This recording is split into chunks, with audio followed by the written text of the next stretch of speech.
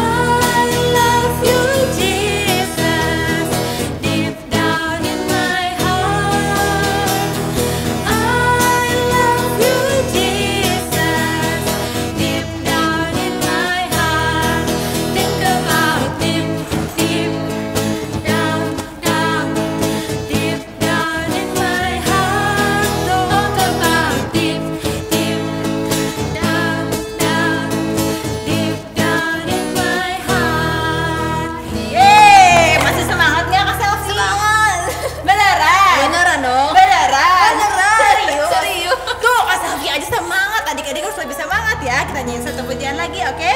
Yuk, kita nyanyi sama-sama.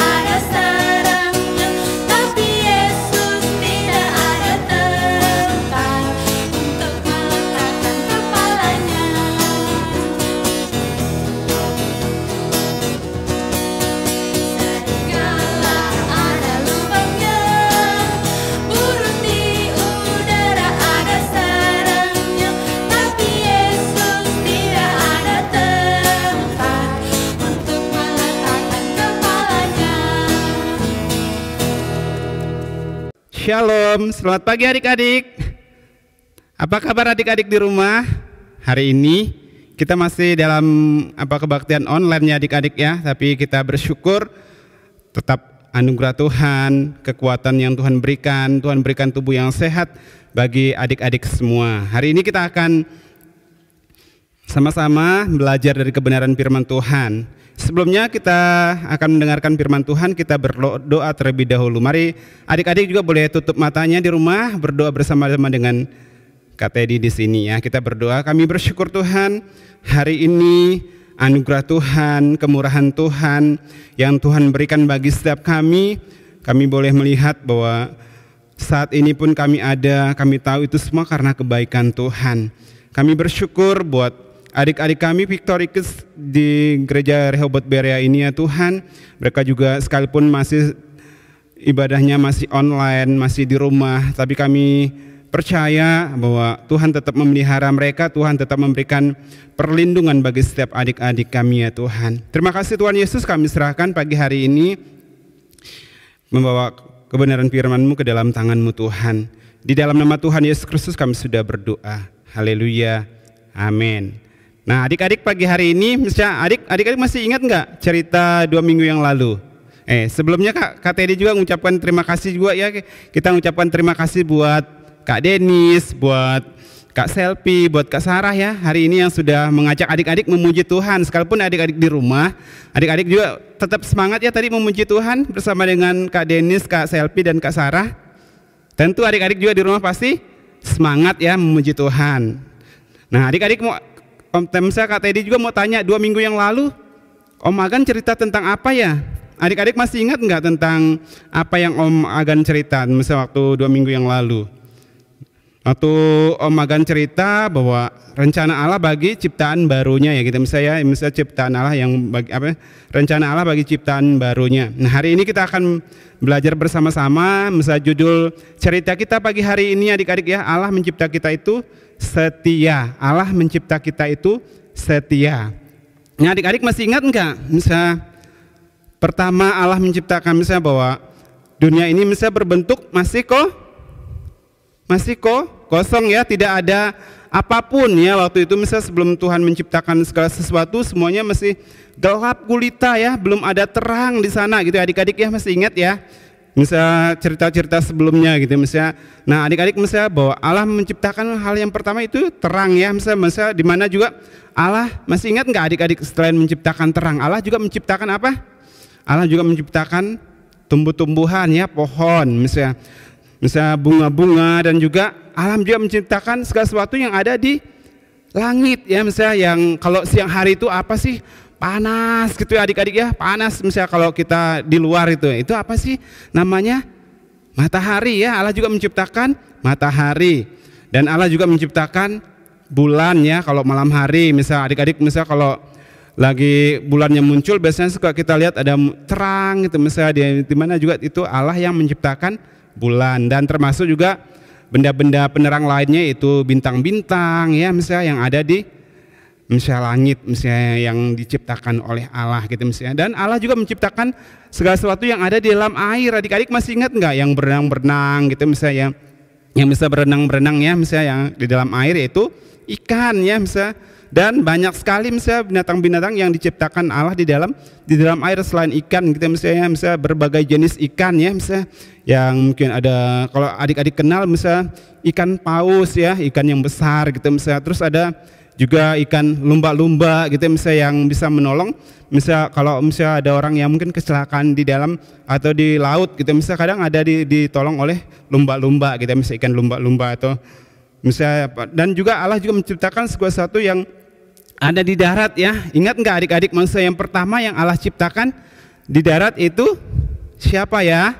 Yang huruf pertamanya itu A gitu misalnya, yaitu Adam ya, dan bersama dengan istrinya itu Hawa ya misalnya. Allah juga menciptakan segala sesuatu yang ada tadi misalnya, tadi ada di air, ada di darat, bahkan yaitu manusia yang pertama diciptakan oleh Allah itu Adam dan Hawa ya misalnya. Dan Allah melihat segala sesuatu yang diciptakannya itu sangat baik ya, dia melihat sekelilingnya adik-adik ya sangat indah, sangat baik gitu misalnya, karena Allah sendiri yang menciptakannya. Ingat nggak adik-adik misalnya waktu Allah menciptakan segala sesuatu itu, dia hanya dengan mengucapkan ya, dengan berfirman, dengan dia berfirman jadilah semua, jadilah misalnya terang, jadilah misalnya jadi pohon misalnya gitu. Jadi segala sesuatu yang belum terjadi, belum ada gitu yang diciptakan oleh Allah gitu misalnya. Dan Allah menciptakan semuanya itu yang terbaik, yang terindah, yang bisa misalnya dilihat Allah sendiri ya sudah sangat-sangat baik adik-adik ya. Nah apalagi kalau kita yang melihatnya adik-adik pasti sangat senang ya, karena Allah menciptakan segala sesuatu itu misalnya benar-benar terbaik gitu ya misalnya. Nah setelah Allah menciptakan segala sesuatu itu misalnya, Allah juga perlu istirahat adik-adik ya. Di hari yang ke-7 Allah beristirahat ya. Di hari yang ke-7 Allah beristirahat karena Allah sudah melihat segala sesuatu yang diciptakannya itu sangat baik. Dan hari yang ke-7 Allah beristirahat gitu misalnya. Dan Allah menempatkan manusia di satu taman, yaitu dari Bapak Adam dan Ibu Hawa ya. Misalnya mereka ditempatkan di suatu tempat di mana tempat yang sangat indah yang telah disediakan oleh Allah. Adik-adik pasti masih ingat ya, tempat yang disediakan Allah untuk Adam dan Hawa yaitu Taman Eden. Misalnya di Taman Eden itu kan banyak sekali adik-adik ya, segala sesuatu pohon yang bisa mereka makan, mereka nikmati, dan mereka mengerjakan, mengusahakan, dan mereka memelihara taman yang telah dibuat oleh Allah. Misalnya itu yang dilakukan oleh Adam dan Hawa gitu misalnya. Dan mereka juga misalnya pasti senang ya berada di satu taman yang sangat indah, di mana misalnya mereka boleh melihat bahwa segala sesuatu yang diciptakan Allah itu sangat indah. Nah, itu yang dilakukan misalnya bahwa yang misalnya dinikmati oleh Adam dan Hawa ya. Misalnya mereka sangat menikmati segala sesuatu yang telah diciptakan oleh Allah. Nah, hari ini adik-adik misalnya suatu hari bahwa Adam dan Hawa itu mereka tidak taat adik-adik. Mereka tidak mentaati apa yang sudah diperintahkan oleh Allah. Adik-adik masih ingat nggak apa yang diperintahkan Allah sebelumnya? Misalnya apa yang diperintahkan oleh, misalnya mereka tidak boleh memakan satu pohon ya. Ada satu pohon pengetahuan baik dan pengetahuan jahat ya. Misalnya ada pohon kehidupan, ada pohon pengetahuan baik dan jahat. Nah, di mana Allah melarang untuk Adam tidak boleh memakannya, karena waktu dia memakan buah pengetahuan baik dan jahat itu dia akan mati ya adik-adik ya. Misalnya, nah itu yang telah diperintahkan Allah. Sekali-sekali Adam tidak boleh melakukan apa yang telah dilarang oleh Tuhan, misalnya oleh Allah gitu misalnya. Tetapi adik-adik masih ingat nggak bahwa apakah Adam dan Hawa itu benar-benar taat misalnya yang setelah Allah memerintahkan mereka untuk mereka tidak boleh makan gitu misalnya. Mereka tidak mengindahkan, mereka tidak mendengar, mereka tidak mentaati misalnya apa yang telah diperintahkan oleh Allah di dalam kehidupan mereka. Mereka mengabaikan, mereka melupakan apa yang telah dikatakan Allah kepada mereka. Nah, waktu mereka tidak taat, mereka makan buah itu ya, makan buah pengetahuan yang baik dan jahat itu, akhirnya mereka berdosa ya. Misalnya mereka berdosa di hadapan Tuhan, mereka jatuh dalam dosa, mereka akhirnya tidak lagi merasakan akan hadirat Allah di satu taman yang indah tersebut, karena tadi mereka sudah melanggar apa yang diperintahkan Allah di dalam kehidupan mereka. Nah, adik-adik misalnya pagi hari ini akibat dari pelanggaran mereka timbul berbagai-bagai penderitaan, ada kesakitan di dalamnya misalnya, dan yang menyebabkan mereka adalah kematian ya adik-adik ya, kematian rohani. Jadi Adam dan Hawa itu mereka tidak lagi mendengar, mereka tidak lagi merasakan bahwa akan kehadiran Allah di suatu taman yang sangat indah tersebut, karena mereka sudah berdosa di hadapan Tuhan. Mereka sudah jatuh di dalam dosa, akhirnya mereka tidak lagi merasakan akan hadirat Allah di suatu taman yang sangat indah tersebut gitu misalnya. Dan semua akibat dosa itu adik-adik ya, akibat dosa itu semuanya jadi rusak ya, semuanya dirusak ya. Akibat ketidaktaatan Adam dan Hawa, mereka misalnya mengakibatkan semuanya jadi rusak ya, semuanya jadi susah gitu misalnya, jadi ada kesakitan, ada penderitaan, semuanya itu karena akibat dari ketidaktaatan dari Adam dan Hawa. Tapi Allah kita adalah Allah yang penuh kasih adik-adik, Allah yang misalnya sekalipun tadi Adam dan Hawa sudah jatuh di dalam dosa, tapi Allah dengan penuh kasih, Allah ingin memberikan putranya yang tunggal, Tuhan Yesus Kristus datang ke dalam dunia untuk satu rencana. Untuk rencana itu menyelamatkan, untuk menebus manusia yang sudah tadi jatuh di dalam dosa gitu ya misalnya. Allah memberikan, Allah dengan penuh kasih, dia berjanji akan mengirimkan putranya yang tunggal, Yesus Kristus, untuk lahir ke dalam dunia. Tidak hanya sekedar lahir adik-adik, tapi suatu saat bahwa Yesus akan disalibkan ya. Dia akan mati di atas kayu salib untuk menebus dosa-dosa kita. Siapapun kita ya, kita tidak ada yang tidak berdosa. Hanya Tuhan yang tidak berdosa. Karena kita sudah lahir di dalam dosa, yaitu dari Adam dan Hawa gitu. Misalnya ingat adik-adik bahwa Allah bahwa memberikan satu putra yang tunggal untuk menebus dosa setiap orang. Siapapun misalnya orangnya gitu, mau papa mama, misalnya mungkin kakek nenek ya, atau si koko atau cici atau dede gitu, semuanya berdosa, termasuk juga Om Teddy juga berdosa. Tidak ada yang tidak berdosa, semua kita berdosa karena dosa dari Adam dan Hawa ya, misalnya adik-adik, misalnya dosa Adam dan Hawa. Tapi kita tidak berkecil hati karena Allah tadi sudah memberikan putranya yang tunggal. Dia memberikan Tuhan Yesus menggantikan, menebus kita untuk mati di atas kayu salib gitu misalnya. Dan setelah Tuhan Yesus setelah dia mati ya misalnya, pada hari yang ketiga kan Tuhan Yesus bangkit ya, mengalahkan kuasa maut. Jadi pada hari yang ketiga itu maut tidak berkuasa lagi atas tubuh Tuhan Yesus ya. Tuhan Yesus bangkit dari antara orang, misalnya dari kematian. Tuhan Yesus bangkit mengalahkan maut. Maut tidak berkuasa lagi atas Tuhan Yesus, karena Tuhan Yesus mengalami kemenangan karena dia adalah anak Allah. Nah, hari ini misalnya bahwa kalau kita sudah menjadi anak Allah, kita menjadi ciptaan yang baru adik-adik. Kalau kita sudah menerima Tuhan Yesus sebagai Tuhan Juru Selamat kita, kalau kita sudah mengaku Yesus sebagai Tuhan dan Juru Selamat kita, kita menjadi orang yang baru di dalam Tuhan. Karena Tuhan Yesus sudah menebus dosa kita. Kalau kita sudah mengakui Dia sebagai Tuhan dan Juru Selamat kita, kita percaya dengan iman kita, sekalipun kita belum melihat langsung ya, Tuhan Yesus mati di atas kayu salib, karena kita tidak hidup di zaman Tuhan Yesus. Tetapi kalau kita percaya, kita yakin dengan iman kita bahwa satu-satunya penyelamat dalam kehidupan kita itu yaitu adalah Tuhan Yesus gitu. Tidak ada nama lain ya yang selain di dalam nama Tuhan Yesus, tidak ada keselamatan selain hanya di dalam nama Tuhan Yesus.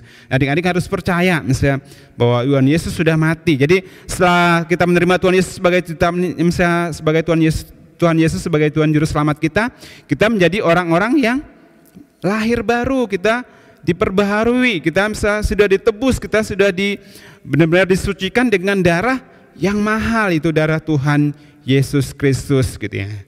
Nah, setelah kita sudah menerima Tuhan Yesus, kita pasti diberikan hati yang baru ya. Misalnya kita diberikan hati yang baru untuk kita diberikan sanggupan oleh Roh Kudus ya, untuk kita meninggalkan dosa-dosa kita lagi. Kita tidak hidup di dalam dosa karena dosa kita sudah ditebus oleh Tuhan Yesus ya adik-adik ya. Dan setelah semakin hari bahwa kalau kita semakin percaya, kalau kita mau taat dan setia melakukan perintah Tuhan, dan kita akan semakin hati kita diperbaharui dan kita benar-benar boleh merasakan bahwa kita adalah anak Allah yang luar biasa gitu. Misalnya bahwa satu-satunya yang mengasihi kita dengan kasih yang kekal yaitu Tuhan Yesus Kristus, karena Dia sudah memberikan hidupnya bagi kita semua. Nah, hari ini misalnya bahwa kalau kita sudah ditinggal satu saat, nanti kita akan kita akan tinggal bersama dengan Tuhan di satu tempat yang kekal, yaitu surga gitu ya adik-adik. Bahwa di dunia ini adalah tempat yang sementara, bukan tempat yang kekal bagi setiap kita, tapi Allah sudah menyediakan tempat yang sesungguhnya bagi kita, itu surga. Nah, adik-adik kalau mau ke surga, adik-adik juga harus taat dan setia kepada Tuhan ya, harus melakukan perintah Tuhan. Adik-adik juga harus mematuhi setiap larangan Tuhan ya yang ada di dalam Alkitab kita gitu misalnya. Dan kita juga harus tetap mempercayai Tuhan sebagai Tuhan dan Juru Selamat kita secara pribadi gitu misalnya. Dan suatu hari kita akan bersama-sama dengan Dia, kita akan memuji Dia, kita akan meninggikan Dia karena Dia adalah anak Allah gitu misalnya. Selama kita juga di dunia, kita masih diberi kesempatan untuk boleh meninggikan Tuhan, kita harus memuji Tuhan.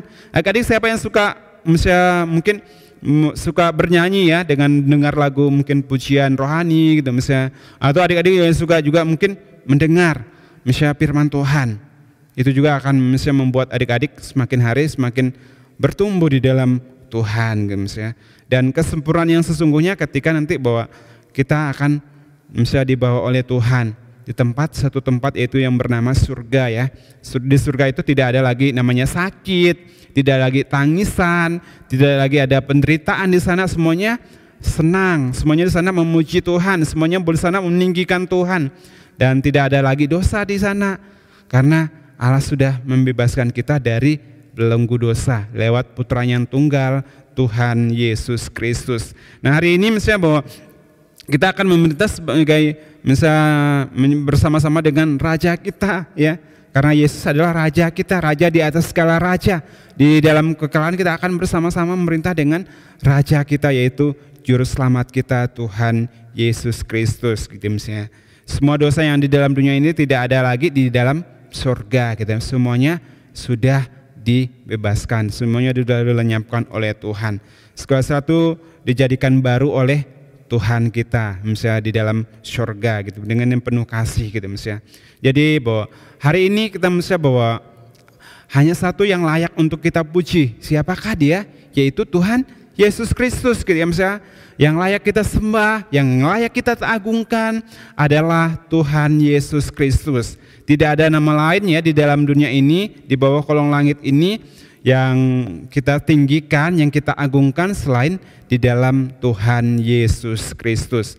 Karena kita percaya bahwa kita adalah umat, misalnya kita adalah anak-anak Tuhan yang diciptakan oleh Tuhan untuk kita boleh meninggikan Dia, untuk kita boleh meninggikan dan memasyurkan Dia lewat mungkin perbuatan kita ya. Kalau kita ingin memuliakan Tuhan, adik-adik kita juga harus dengan tindakan nyata kita ya, perbuatan-perbuatan kita sehari-hari. Nah adik-adik misalnya selama ini mungkin adik-adik suka mencuri ya gitu misalnya, tidak boleh lagi. Karena itu tidak memuliakan Tuhan. Atau adik-adik suka nyontek di sekolah, tidak boleh. Bahkan itu tidak memuliakan Tuhan ya. Adik-adik kalau mau menjadi anak yang pintar, adik-adik harus belajar ya. Belajar sungguh-sungguh ya. Jadi adik-adik nggak boleh main-main gitu misalnya. Nggak boleh main ketika belajar sungguh-sungguh. Jadi tidak boleh menyontek karena itu tidak memuliakan Tuhan. Misalnya juga adik-adik kalau ingin memuliakan Tuhan, satuan misalnya adik-adik juga bisa melakukan mungkin berbagi kasih ya. Adik-adik mungkin ada temannya yang tidak punya mungkin pulpen gitu misalnya, atau kehilangan pulpen, adik-adik pinjamin atau misalnya kasih gitu misalnya. Jadi adik juga bisa memuliakan Tuhan gitu misalnya. Atau adik-adik mungkin berbagi bekal dengan temannya gitu, mungkin temannya nggak punya bekal waktu di sekolah gitu misalnya, adik-adik juga harus berbagi ya misalnya, berbagi misalnya. Jadi adik-adik juga misalnya bisa memuliakan Tuhan. Bahkan ketika adik-adik serius dengan Tuhan dan adik-adik menjadi anak yang akan dipakai oleh Tuhan untuk kemuliaan bagi nama Tuhan. Dan tidak boleh berkecil hati adik-adik ya. Adik-adik yang ada di rumah, mulai dari adik kelas Indria, kelas Pratama, Madya dan Tunas, tidak boleh berkecil hati. Jangan menganggap bahwa wah kami ini kan anak kecil. Tidak boleh gitu misalnya, bahwa adik-adik juga sama berharga di mata Tuhan seperti orang dewasa. Tuhan juga mengasihi adik-adik sama seperti orang dewasa. Jadi adik-adik juga boleh misalnya dengan perbuatan adik-adik boleh memuliakan Tuhan karena Allah juga mengasihi Tuhan. Misalnya adik-adik semuanya ya, Yesus mengasihi semua ya. Adik-adik tidak memandang siapapun kita. Kalau kita mau misalnya menjadi anak yang setia mengasihi Tuhan, kita akan menjadi misalnya anak yang boleh memuliakan Tuhan. Kita boleh mengagungkan Tuhan setiap hari dalam kehidupan kita. Seperti dalam hari ini misalnya dalam firman Tuhan ya, kalau kita baca di Mazmur 100 gitu misalnya, di mana bahwa Allah menciptakan kita untuk memuji Dia, untuk meninggikan Dia, untuk mengagungkan Dia, untuk menyembah Dia. Jadi misalnya bahwa kita ada untuk kemuliaan Tuhan, untuk memuliakan Tuhan ya. Jadi ada tujuannya gitu, tidak kalau kita diciptakan Tuhan itu bukan tidak ada tujuan, pasti ada ya, untuk kemuliaan Tuhan, untuk meninggikan nama Tuhan. Jadi adik-adik, sekalipun adik-adik masih kecil, tidak boleh berkecil hati. Ingat bahwa kita juga bisa memuji Tuhan dengan perbuatan-perbuatan kita. Nah hari ini kita akan menghafal ayat hafalan kita adik-adik ya.